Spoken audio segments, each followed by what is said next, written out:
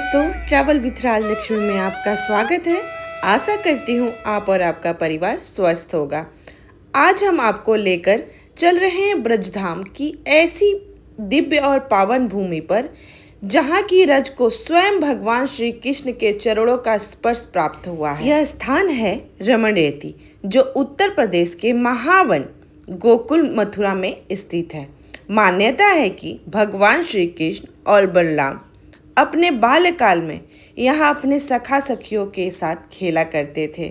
यहाँ की मुलायम रेत आज भी भक्तों के लिए आस्था और भक्ति का प्रतीक मानी जाती है। जानकारी के लिए बता दूं, रमण रेती मथुरा से लगभग 15 किलोमीटर और वृंदावन से लगभग 20 किलोमीटर की दूरी पर स्थित है।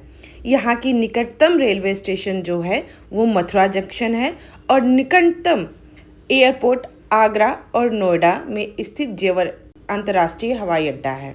मथुरा और वृंदावन से आपको टैक्सी, ऑटो और बस आसानी से उपलब्ध हो जाती है, जिसकी सहायता से आप यहाँ पे आ सकते हैं।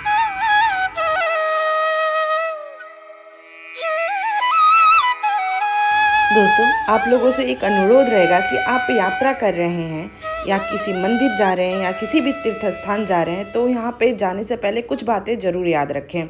सबसे पहले सादे और शालीन वस्त्र पहनें। मंदिर परिसर को स्वच्छ बनाए रखें। प्लास्टिक का उपयोग कम करें। गाय या कोई भी पशु हैं उनको बिना अनुमति छुएं ना, अनुचित वस्तुएं ना खिलाएं। आरती के समय मोबाइल को साइलेंट रखें। दोस्तों, रमण रेती आश्रम में प्रवेश करते ही शांत वातावरण, विशाल परिसर और हरियाली मन को मोह लेती है। चलिए दोस्तों, अब जानते हैं रमण रेती का इतिहास। रमण का अर्थ है आनंद पूर्वक खेलना और रेती का अर्थ है रेत, इसलिए इस स्थान का नाम पड़ा रमण रेती। पौराणिक मान्यता के अनुसार जब श्री कृष्ण नंद बाबा के साथ गोकुल में निवास करते थे, तब वे गाय चराने, खेल कूद करने और अपनी बाल लीलाएं करने इसी स्थान पे आया करते थे।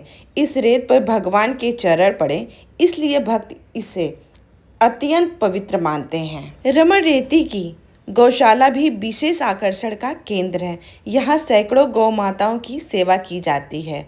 भक्तों द्वारा यहाँ पे इनके को चारा और गुड़ खिलाया जाता है। कहा जाता है कि इससे बहुत पुण्य प्राप्त होता है। यहाँ पर छोटी छोटी कुटिया बनाई गई हैं जिसमें संत साधु रहते हैं। दीवालों पे बहुत ही सुंदर पेंटिंग की गई है जिसमें कृष्ण लीलाओं का वर्णन किया गया है। कहा जाता है कि इस भूमि पर अनेक संतों ने तपस्या की। विशेष रूप से संत रसखान और कई वैष्णव संतों ने इस स्थान की महिमा का वर्णन किया है।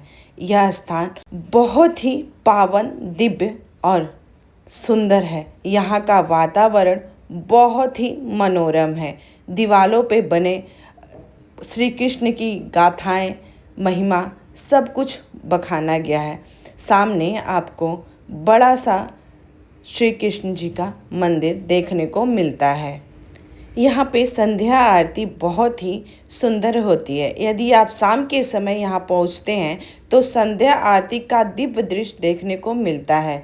घंटियों की मधुर ध्वनि, शंखानाद, दीपों की रोशनी और भक्तों का सामूहिक कीर्तन पूरे वातावरण को आध्यात्मिक ऊर्जा से भर देता है।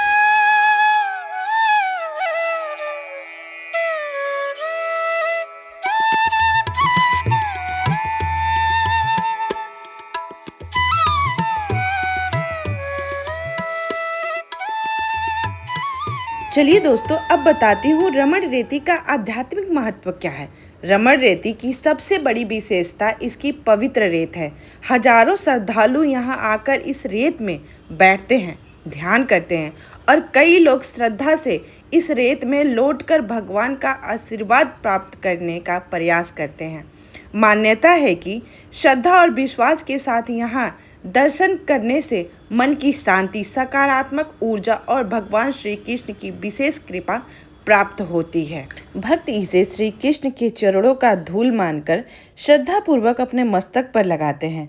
ऐसा विश्वास है कि इस पवित्र रज का स्पर्श मन में भक्ति, विनम्रता और आध्यात्मिक शांति का संचार करता है। यदि आप ब्रज यात्रा की योजना बना रहे हैं तो रमण रेती को अपनी सूची में अवश्य शामिल करें।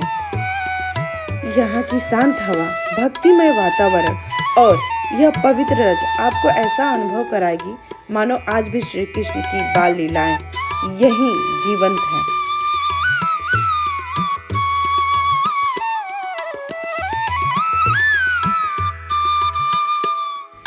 दोस्तों चलिए अब मैं ले चलती हूँ एक ऐसे ब्रिज के पास जो मान्यता है कि इस पेड़ के नीचे आप शांति से बैठ के भगवान श्री कृष्ण को याद करेंगे और रज को मिट्टी में लगा के अपनी मनोकामनाओं की कामना करेंगे तो भगवान श्री कृष्ण आपकी सारी मनोकामनाओं को पूर्ण करते हैं। दोस्तों यदि आपको जानकारी पसंद आई हो तो वीडियो को लाइक करें, अपने मित्रों और परिवारजनों के साथ में साझा करें और ऐसे ही सनातन धर्म और ब्रज से जुड़ी रोचक जानकारियों के लिए हमारे चैनल को सब्सक्राइब करना ना भूलें। तो बोल दिए राधे राधे, जय श्री कृष्ण।